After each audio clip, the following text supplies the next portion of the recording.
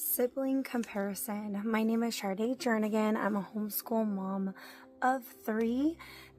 If you're counting preschool, this is the 5th year of my homeschool journey.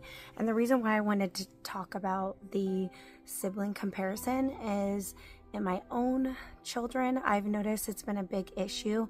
I don't know if it's as big of an issue for kids that go to school. It probably is, but the reason why it seems like more when they're homeschooled is because they're with each other the entire day. So I have 4 things to stop comparing them. So in order to help them feel special, there's 4 things that I found that made such a big difference. And number 1 is focus on their own interests. Because what I noticed is, my oldest one, because he's older, he is doing jiu-jitsu and he's playing piano and he's doing all the schoolwork. So he's getting a lot of compliments like, great job, you're doing amazing. And what I found is it sometimes feels like the younger siblings makes them feel like maybe they're not as good. That they're not as talented, but it's only because of the age difference, right? So I noticed that they have different interests. And if I could focus on each individual's interests, then they won't feel like they're being compared. So for instance, one of my sons plays the piano and he's been playing for maybe a couple years now, and he does such a great job with that. And I noticed my other one, middle one, kind of maybe feeling a little left out, I could tell. And one thing I noticed is he's always drumming on his toys, just drumming. And I was like, you know what? It seems to me that he's more interested in drums, because initially I thought like, oh, I'm going to make them do the same thing. And then I realized, oh no, they need to have their own thing so that they feel special. So what I did is I more focused on him doing the drums. So I got him a drum toy and I affirmed him in that. And now we are going to be starting drum lessons soon, even though he's only 5. So the other way is one of them's, the oldest, is really into business, whereas the other one wants to be a doctor. So, and the other one that doesn't want to be, into more of the, medical stuff. Just the sight of blood makes him feel sick, nauseous. So I'm able to compliment my other one, say, you know what? You're really good at this. You can really handle blood, or when people are hurt, you can really handle it well. And that's a skill. Not everybody has that. And affirming that. Number 2, and I have little notes here, so I'm looking down. Number 2 is read to them individually each night. And how I found that out is I would sit there with a book and read to all of them at once. And I noticed they were pushing each other and saying, no, my mommy, no, I want this book, I want that book. And it was just so much fighting. And I realized that I know it takes a lot more time, but the fighting took a long time. So what I did is I decided every night I was going to read to them each individually at their school age level, and that they get to pick the book, and they absolutely love it.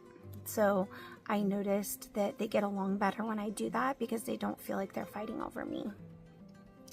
Number 3 would be praise privately or share the praise, because I noticed when I praise one in front of the other, then the other one will kind of look down. Like, wow, you're doing so good on the piano, you're amazing. And then the other one's just like, they feel not seen. So then what I realized, that I was like, okay, I'm going to make sure that when we're private together, I'm going to take one aside and say, when others can't hear, and be like, wow, you are really talented and you work really, really hard. And I noticed that. And keep up the good work. God has gifted you with so much talent. And then say, if you can't there's not an opportunity where it's just the two of you, then you can go ahead and do that privately. So you can take them aside and, or I mean, you could do it, if you can't do it privately, then you could do it in front of everybody. And that would be where you couple it. So let's say you're saying, wow, you're doing so good on the drums, and I'm so proud, I mean on the piano, and you're playing so well, I'm so proud of you. Then you turn over and you see the one looking kind of down, you know, and you're like, and you know what, you really know beats, and you're a good drummer, you know, like you are working hard on that. I see you too, right? You're gonna couple it where, or even if it's not the same topic, let's say it's not music, then look over and notice something and say, oh wow, I love how you're coloring that rainbow. You're really staying in the lines. You're good at that. Coupling compliments if there's another one around, or praising privately. So number 4, the last one, which I'm sure there's a lot more, and if I'm missing one, like comment it below and share that, because we need all the tips we can get, right? The fourth one is so important because it's knowing birth order. Knowing birth order is so critical. And the reason why is everybody is different, right? So like for instance, the oldest I notice has a high responsibility and pressure, and sometimes a lack of grace. The expectations are so high, they feel that they got to do this, they got to do that, you need to help mommy, you got to do that. Whereas they feel left out or jealous when they notice that the other ones are more doted on. So how you do that is make up for that lack. So be mindful that they have so much responsibility. Make sure you're doting on them and cuddling them and hugging them and babying them as if they're younger. The middle child, they tend to feel overlooked and not seen. You know, the oldest has so much going on. Then the youngest is, oh, they're the baby, they're so cute. And the middle one, they tend to feel overlooked. So the biggest thing for that one is to make sure that they don't feel overlooked. And how I did that is I was so desperate because I felt like my little one having ADHD, being hyper, getting into trouble, not listening the most, was a cry for attention.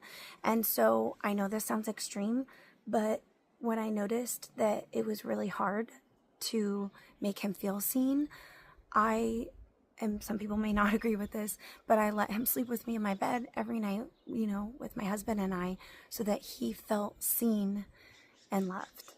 And that made the difference. And this goes back to knowing the birth order.